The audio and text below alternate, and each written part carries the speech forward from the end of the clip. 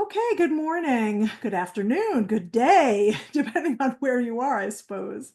But this is meditation, and I'm Rebecca, and I am so happy to be here with you. Last week, we talked about creating what's called a sankalpa, which is a sacred vow, as a way of focusing our sort of New Year's energy. And I read a poem, which I'm going to read again, and we'll start from here. So this poem is called Placing Attention. As the weather is changing and the light is changing and the birds at the feeder in the yard are changing, as the leaders are changing and the feelings are changing and the way that we see each other is changing, I notice the invitation to turn toward the truth of what does not change. Something so vast, so unnameable, so unable to be grasped and held. Something so present there is no life without it, that knows itself through you, through me, through clover and tree and cloud, and goes on and on and on forever. That. I turn again and again toward that. Pardon me. And for me, the that Rosemary Watola Tromer is talking about is a sense of wonder, a sense of awareness of the sacred in the ordinary, everyday holiness. These are all different ways of saying a sense of openness, a sense of awe and wonder. And we've talked about this quite a bit throughout our time together. But I've been struggling a little bit with the moment that we find ourselves in, with so much trauma happening very close by and around the world.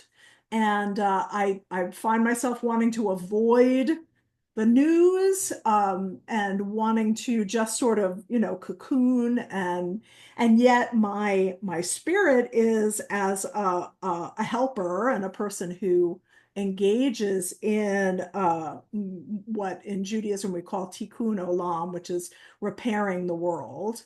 And so I can't just shut myself off, right?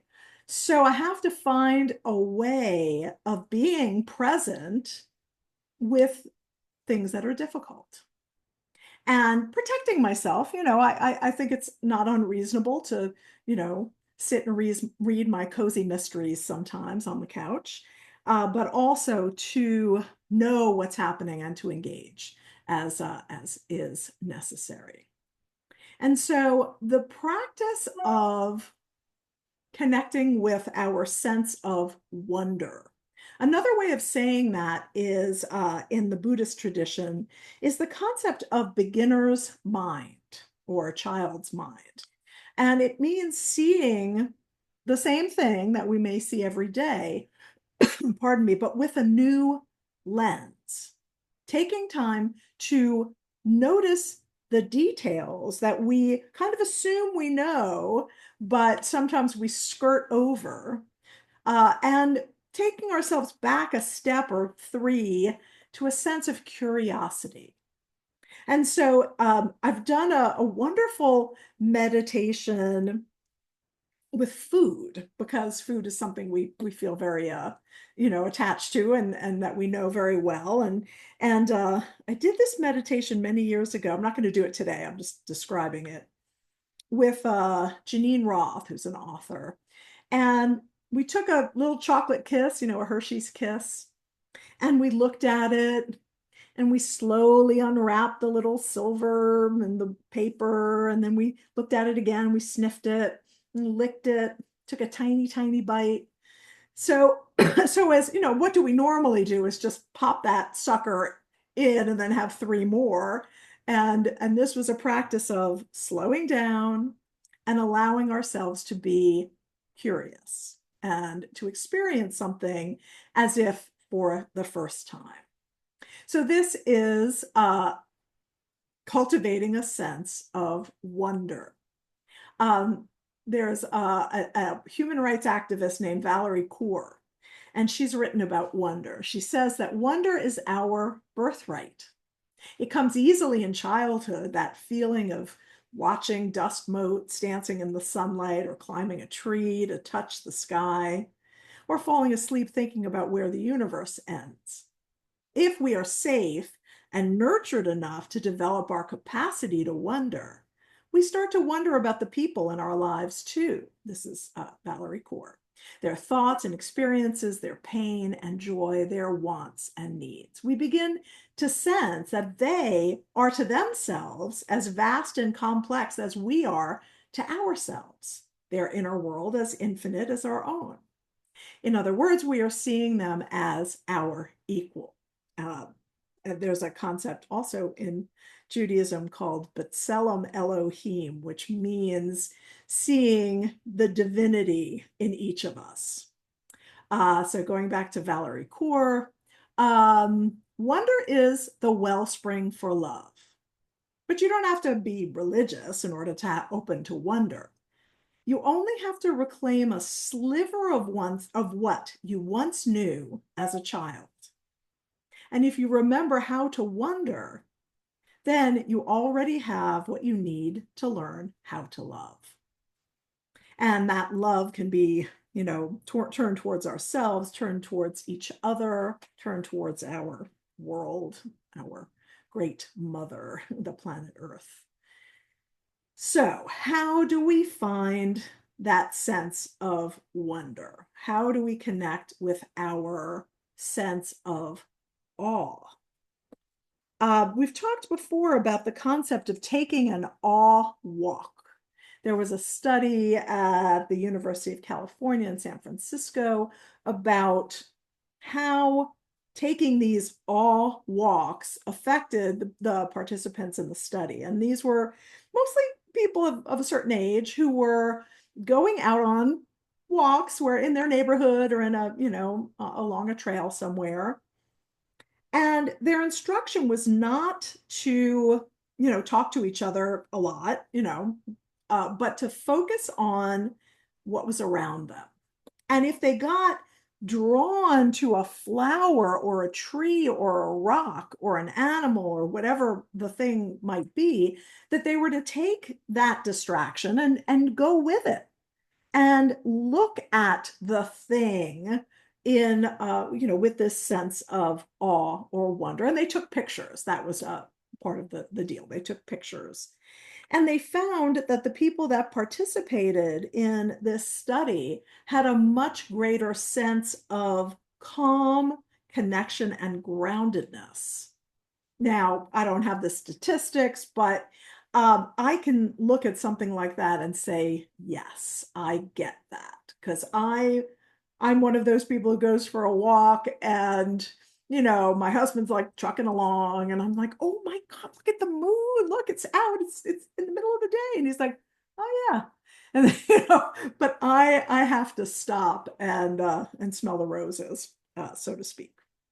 So there, obviously, we're not going to go take a walk right now, but I encourage you to do that later today, if the sun is shining where you are. But that we begin to draw our awareness to our ability to stop and engage and look at the world with a childlike sense of wonder. So we're going to do a practice that is it's a breath practice. Of course, if that doesn't work for you, you can always use a different sensation. But we're going to focus on our presence on being present, and that'll drop us in. And then we'll take a moment to do a little body scan. And our own sensation is a very good place to start with trying to develop a sense of openness and curiosity and wonder, especially for those of us who are experiencing any pain or just, brokenheartedness, that too. So we'll get started. Take a moment to find your meditative seat. whether you're sitting in a chair, on your couch, or lying down, be in a place where you can feel very supported and relaxed. But it's also a wakeful posture. It's mushy. So that you can stay present, right? This is not a sleeping meditation. So take a moment to settle. Before you close your eyes, look around your space. If there's a window, or if you're, I guess nobody's outside because we're all in the northern hemisphere. So take a look out a window if you can, or if you have plants in your space, or even, a rock. I always have little rocks and shells on my desk. So find something in your space that is of nature and just take it in.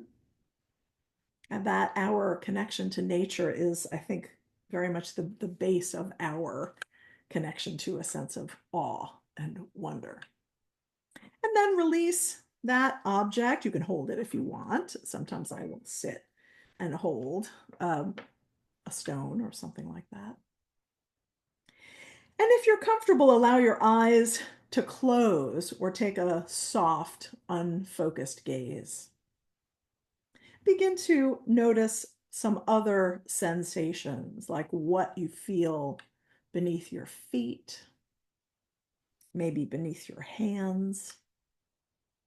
What are the textures that you're aware of? Something smooth or bumpy, scratchy, something cold or warm. Notice the feeling of your clothing against your skin, and maybe the temperature of the air around you. Do you feel a breeze, currents of air? Begin to notice the sounds that you hear in your space beyond the sound of my voice. Becoming aware of the sounds that are intermittent and those constant sounds that hum in the background of our daily lives. And then turn your attention to your own breath, the sensation of breath in the body, maybe noticing where you feel the breath as you inhale, where you feel the breath as you exhale. And keep your attention on one spot for a couple of repetitions.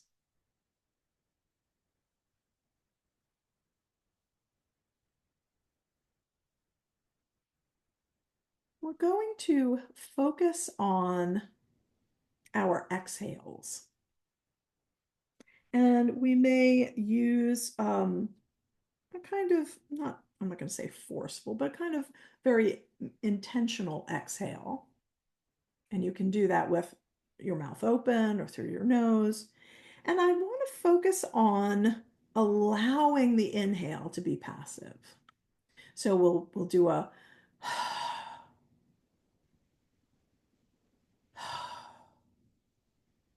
just a few times with a focused exhale, letting go of the breath, even pushing it out gently, and then releasing that push to allow a passive inhale.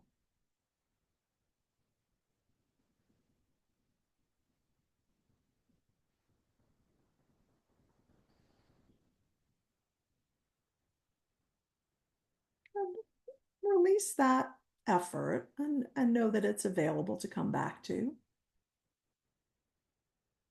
Now begin to notice what's happening, what's coming up for you, what's present. And can you observe your thoughts, your emotions, your sensations as if they're brand new to you?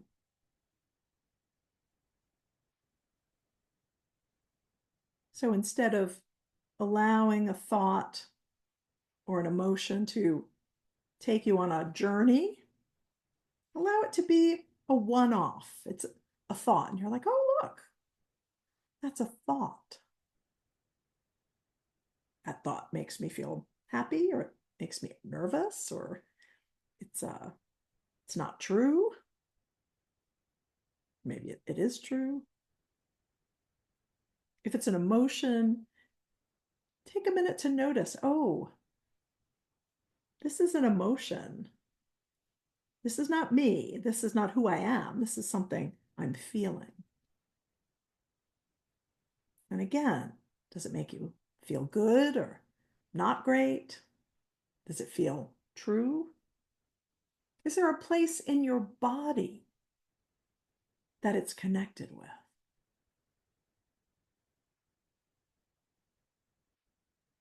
And if a sensation comes up, a pain or a ache, notice it. Is it sharp? Is it constant? Is it really constant? Does it get more intense and then less intense? Does it feel different on the other side? You know, if it's your elbow, how does the other elbow feel? So we'll take some time to be quiet and notice what comes up. And each time something comes up, just look at it, welcome it. Everything is welcome, everything belongs. And see if there are some questions you can ask to get to know this thing, this idea, this thought or feeling. And then once you've greeted it and learned a little bit about it, let it go and come back to your breath. If the exhale focus helped, come back to that, or just a natural, comfortable breath. We'll take some time for some quiet now.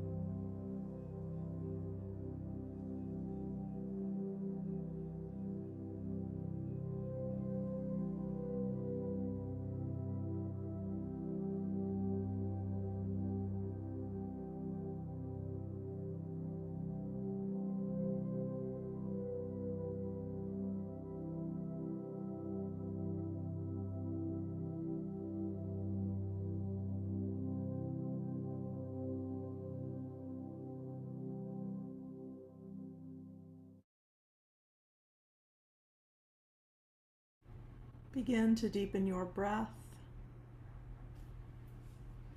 bringing small movements into hands and feet, arms and legs. Maybe turning your head gently from side to side. If you're lying down, you might roll to one side and pause. And then begin to make your way back up to sitting.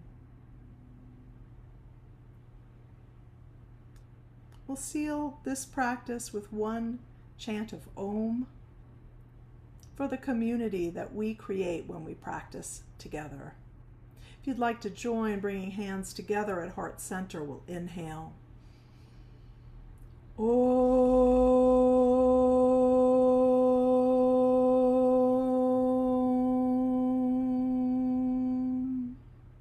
Om Shanti, peace, peace, peace. Jai Bhagwan. May the light in each of us be victorious. Thank you so much for sharing your practice with me and with each other.